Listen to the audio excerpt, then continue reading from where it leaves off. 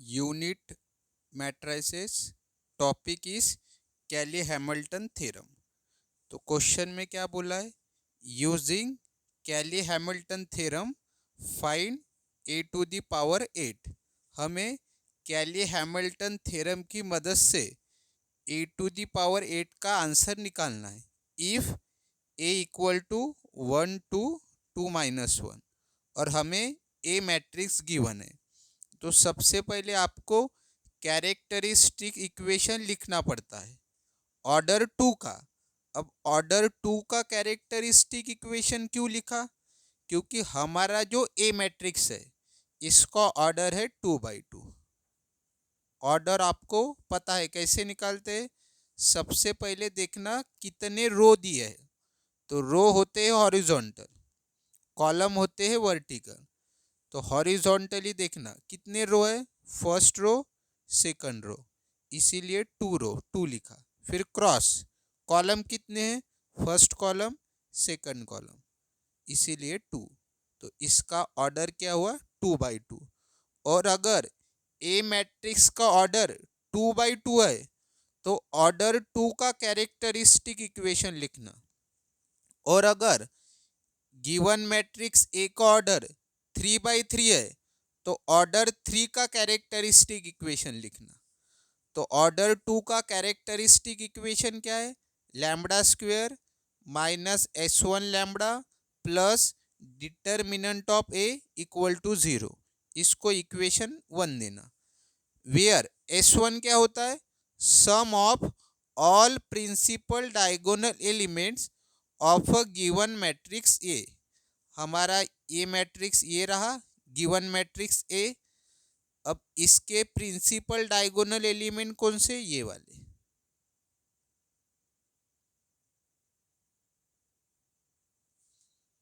और ये जो प्रिंसिपल डायगोनल एलिमेंट्स है, यानी 2 ही है इस क्वेश्चन में, इनका क्या करना? सम करना। जितने भी प्रिंसिपल डायगोनल एलिमेंट दिए हैं उनका हमेशा करना पड़ता है सम। सम मतलब addition.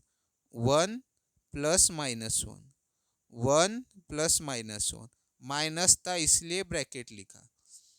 1 as it is, plus into -1 -1, और 1 - 1 कितने होंगे? 0। तो S1 का आंसर आया 0। फिर निकालना डिटर्मिनेंट ऑफ ए का आंसर।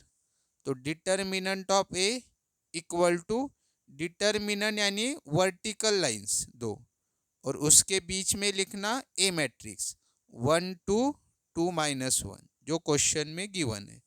अब इस डिटर्मिनेंट का ऑर्डर क्या है? 2/2। तो 2/2 वाले डिटर्मिनेंट आसानी से सॉल्व हो जाते हैं। 3/3 रहा तो कैलकुलेटर की मदद से ही निकालना। बट अगर 2/2 वाला रहा तो मैन्युअली कर लेना, कैलसी की मदद से भी निकाल सकते हो। अगर आपको नहीं पता तो डिटर्मिनेंट वाला वीडियो मैंने इसी चैनल पर डाला है, उसकी लिंक इसी वीडियो के डिस्क्रिप्शन में दे दूंगा। तो इसको तो आप मैन्युअली भी सॉल्व कर सकते हो। तो मैन्युअली कैसे होता है?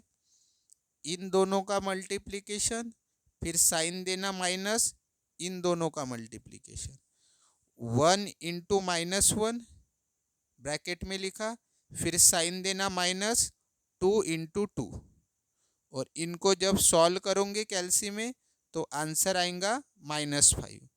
फिर क्या करना? Put S1 = 0 and determinant of A equal to -5। कहाँ पे पुट करना है? इक्वेशन 1 में। तो क्या होगा देखो, lambda square as it is minus as it is S1 की value 0, lambda as it is plus as it is determinant of A की वैल्यू -5 इक्वल टू 0। अब इसको थोड़ा सॉल्व करोगे तो क्या आएगा? लैम्बडा स्क्वेयर और 0 × लैम्बडा, तो ये 0 हो जाएगा। फिर क्या बचा? Plus into -5 equal to 0। इसको इक्वेशन नंबर 2 देना।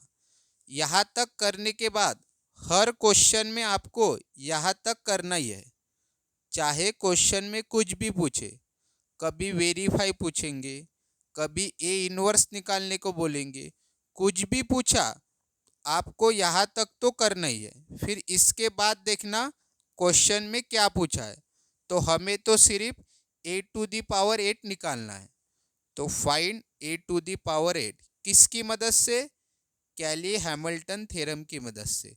तो बाय कैली हैमिल्टन थ्योरम। तो सबसे पहली स्टेप क्या है इसमें? Replace lambda by A in equation 2। Equation 2 में जहाँ पे लैम्बडा है उसको रिप्लेस करना है ए से, मतलब लैम्बडा की जगह ए लिखना है। तो लैम्बडा स्क्वायर की जगह ए स्क्वायर आएगा और बाकी एज इट इज। अब इसके बाद इंपॉर्टेंट स्टेप है, इसको इक्वेशन नंबर 3 दे देना। अब देखो हमें निकालना है ए टू दी पावर 8। अब इस इक्वेशन 3 में ए टू दी पावर 8 तो नहीं है, बट हमें ए टू दी पावर 8 लाना है। तो उसके लिए हमें किससे मल्टीप्लाई करना पड़ेगा, ये सोचने की बात है। अब जिसका मैथ स्ट्रांग है वो तो डायरेक्टली बता देगा कि सर इसको मल्टीप्लाई करो ए टू दी पावर 6 से। बट किसी किसी को नहीं समझता कि ए टू दी पावर 6 से ही क्यों मल्टीप्लाई करना है। तो देखो मैं जो ट्रिक बता रहा हूँ वो ध्यान में रखना। अब हमें हमारा इक्वेशन क्या है? A square -5 equal to 0। ठीक है, इसको लिखना है as it is, A square -5 bracket में। ठीक है, अभी देखो यहाँ पे बाहर लिखना ए, जो मैं स्टेप बता रहा हूँ वो ध्यान में रखना। फिर हमें क्या निकालना है? A to the power 8। तो पावर में कितना है? 8 है। और ये जो हमारा इक्वेशन है उसमें ए का पावर कितना है? 2। तो माइनस करना 2। जो निकालना है उसके पावर में देखना 8, फिर साइन देना माइनस। और हमारा जो इक्वेशन 3 है इसमें ए का पावर कितना है? 2। तो यहाँ पे 2, तो 8 माइनस 2 कितना हुआ? 6। मतलब हमें किससे मल्टीप्लाई करना है? ए टू दी पावर 6 से। यहाँ पे आएगा 6। तो हमें पता है अभी ए टू दी पावर 6 से मल्टीप्लाई करना है। तो यहाँ पे दो टर्म है ना, तो इसको भी मल्टीप्लाई करना पड़ेगा और इसको भी मल्टीप्लाई करना पड़ेगा। तो समझ में आया ए टू दी पावर 6 कैसे आया? ए का पावर देखना कितना है? 8, फिर माइनस, और हमारा जो इक्वेशन है 3 इसमें ए का पावर देखना 2। तो 8 माइनस 2 6। अगर मान लो आपको फाइंड आउट करना पड़ता ए टू दी पावर 6, तो सबसे पहले यहाँ पे देखना इसका ए का पावर कितना है? 6, देन माइनस, और हमारे इक्वेशन में ए का पावर 2। तो 6 माइनस 2 4। मतलब आपको ए टू दी पावर 4 से मल्टीप्लाई करना पड़ता। ठीक है, अगर आपको ए टू दी पावर 4 निकालना होता तो ए का पावर कितना है? 4, देन माइनस, और हमारे इक्वेशन में ए का पावर 2। तो 4 माइनस 2। तो आपको ए स्क्वायर से मल्टीप्लाई करना पड़ता। तो इस ट्रिक के मदद से आपको पता चल जाएगा कि किससे मल्टीप्लाई करना है। तो यहाँ पे मल्टीप्लाई करना है ए टू दी पावर 6, दोनों साइड करना। ये मैथमेटिक्स का रूल है, लेफ्ट हैंड साइड भी करना होता है, राइट हैंड साइड भी करना होता है। इक्वल टू के इधर वाला side right hand side, equal to के इधर वाला साइड लेफ्ट हैंड साइड। तो देखो हर टर्म को मल्टीप्लाई करना पड़ेगा क्योंकि यहाँ पे दो टर्म है। तो इसको भी ए टू दी पावर 6 से मल्टीप्लाई किया, देन -5, इसको भी ए टू दी पावर 6 से मल्टीप्लाई किया, फिर इक्वल टू, और 0 को भी ए टू दी पावर 6 से मल्टीप्लाई किया। हर टर्म को करना है। अब हमें पता है A to the power 2 into A to the power 6 कितना होगा? A to the power 8। कैसे आता है देखो, A to the power 2 into A to the power 6। अब देखो ये दोनों मल्टीप्लाई में है, तो मल्टीप्लाई में है तो क्या रूल लगता है, देखो इन दोनों का बेस तो सेम है, इनको बेस बोलते हैं। ये जो ए है ना ये बेस है और इनको बोलते पावर। इसके पावर में 2 है, इसके पावर में 6 है। अगर बेस सेम रहा तो उसको एक ही बार लिखते हैं और जो पावर में है उनका करना पड़ता है एडिशन। तो आंसर क्या आएगा, ए एज इट इज 2 + 6 8।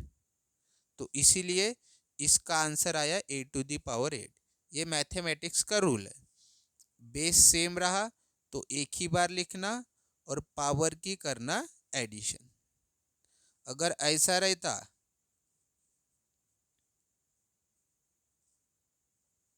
अब यहाँ पे बेस सेम नहीं है, यहाँ पे ए है यहाँ पे बी है, अलग अलग है, तो ये रूल आप अप्लाई नहीं कर सकते हो। उसके लिए दोनों जगह बेस सेम चाहिए, तभी ये वाला रूल अप्लाई करना, ठीक है। अब उसके बाद -5 इंटू a⁶, 5 a⁶ और इक्वल टू 0 इंटू a⁶, 0। फिर हमें क्या निकालना है, a⁴ क्या निकालना है, 8 निकालना है। तो जिसको आपको फाइंड आउट करना है उसको एक साइड पे रखना और बाकी जितने भी टर्म है उसको दूसरे साइड में भेजना। तो हम क्या करेंगे, a⁴ यहाँ पे रखेंगे और ये वाली जो टर्म है इसको राइट हैंड साइड में भेजेंगे। तो आपको तो रूल पता है, अगर कोई टर्म राइट हैंड साइड में जाएंगी तो साइन चेंज हो जाता है। तो यहाँ पे माइनस है, तो जब ये वाली टर्म राइट हैंड साइड में जाएंगी तो प्लस हो जाएंगी। तो -5 a⁶ क्या हो गया, +5 a⁶। यहाँ पे प्लस रहता तो यहाँ पे माइनस आ जाता और यहाँ पे माइनस है तो यहाँ पे प्लस आ गया, प्लस हम लिखते नहीं है, ठीक है। तो अभी हमें a⁸ की वैल्यू निकालना है, तो कैसे निकलेंगी, 5 को मल्टीप्लाई करना है a⁶ से, बट हमारे पास a⁶ का आंसर नहीं है। तो सबसे पहले हमें a⁶ निकालना पड़ेगा। तो देखो a⁶ को हम बहुत तरीके से लिख सकते हैं। कैसे लिख सकते हैं, a⁶ को आप लिख सकते हो a⁵ इंटू a, क्योंकि हमें पता है a⁵ इंटू a⁶ होता है। ये जो रूल मैंने बताया था, दोनों का बेस सेम है तो उसको क्या लिखते, एक ही बार लिखते और पावर की एडिशन। इसके पावर में 5 है, इसके पावर में कुछ नहीं मतलब 1 है, तो 5 + 1 आंसर क्या आएगा, a⁶। एक तो ये तरीका हो गया। और कैसे लिख सकते हैं a⁶ को, a⁴ इंटू a², ऐसा भी लिख सकते हैं। या फिर बहुत सारे तरीके, a³ इंटू a³, या फिर a² into a² into a², या फिर ऐसे बहुत सारे तरीके, a into a into a into a into a into a, और भी तरीके, आपको जो तरीका लगे वो आप यूज़ कर सकते हो। तो मैंने क्या किया, a⁶ को कैसे लिखा, a² into a² into a², देखो यहाँ पे लिखा, बट हमारे पास a² की वैल्यू नहीं है तो इसीलिए मैंने सबसे पहले a² निकाला। तो a² को हम कैसा लिख सकते हैं, a इंटू a। तो a तो हमारे क्वेश्चन में है उसको लिखा, इंटू a तो हमारे क्वेश्चन में है, इन दोनों का मल्टीप्लाई करोगे तो ये आंसर आएगा। कैल्सी के मदद से करना, और अगर मल्टीप्लिकेशन नहीं आता आपको कैल्सी के मदद से तो मैंने इसी चैनल पर वीडियो डाला है, उस वीडियो की लिंक इसी वीडियो के डिस्क्रिप्शन में दे दूंगा। इस कैल्सी की मदद से कैसे मल्टीप्लिकेशन करते हैं। तो मल्टीप्लिकेशन के बाद आपका आंसर आएगा 5005, ये रहा a² का आंसर। तो अभी हमारे पास ए स्क्वायर का आंसर आ गया। तो ए स्क्वायर का मैट्रिक्स लिखा इंटू ए स्क्वायर का मैट्रिक्स इंटू ए स्क्वायर का मैट्रिक्स, तीनों का मल्टीप्लिकेशन करोगे तो आपको ए टू दी पावर 6 का मैट्रिक्स मिल जाएगा। और हमें ए टू दी पावर 6 का मैट्रिक्स ही चाहिए था। तो देखो ए टू दी पावर 8 लिखा इक्वल टू 5 लिखा, और 5 के साथ कौन है मल्टीप्लाई में, ए टू दी पावर 6 उसको लिखा। अब हमें पता है मैट्रिक्स के बाहर जो भी है मल्टीप्लाई में उसको मैट्रिक्स के हर एलिमेंट के साथ मल्टीप्लाई करना पड़ता है। इनको एलिमेंट्स बोलते हैं अपन। 125 एलिमेंट है, 0 भी एलिमेंट है, ठीक है। तो जो भी मैट्रिक्स के बाहर मल्टीप्लाई में रहेगा उससे हर एलिमेंट को मल्टीप्लाई करना पड़ता है। ये मल्टीप्लिकेशन का रूल है मैट्रिक्स में। तो 5 इंटू 125 625, 5 इंटू 0 0, 5 इंटू 0 0, 5 इंटू 125 625। ये रहा हमारा ए टू दी पावर 8 का आंसर जो हमें निकालना था। किसकी मदद से? कैली हैमिल्टन थ्योरम की मदद से। अगर कुछ डाउट होंगे इस वीडियो के रिलेटेड तो कमेंट के माध्यम से आप मुझे पूछ सकते हो। अगर वीडियो पसंद आया हो तो वीडियो को लाइक और शेयर ज़रूर करना, और मेरे चैनल को सब्सक्राइब ज़रूर करना है। और आपको कौन कौन से टॉपिक पे वीडियो चाहिए ये भी आप कमेंट के माध्यम से बता सकते हो। और इस टॉपिक के रिलेटेड मैंने और भी वीडियोस डाले हैं, उसकी प्लेलिस्ट की लिंक इसी वीडियो के डिस्क्रिप्शन में दी है। तो आपको उस प्लेलिस्ट में जाके सभी वीडियो देख लेना है कैली हैमिल्टन थ्योरम के।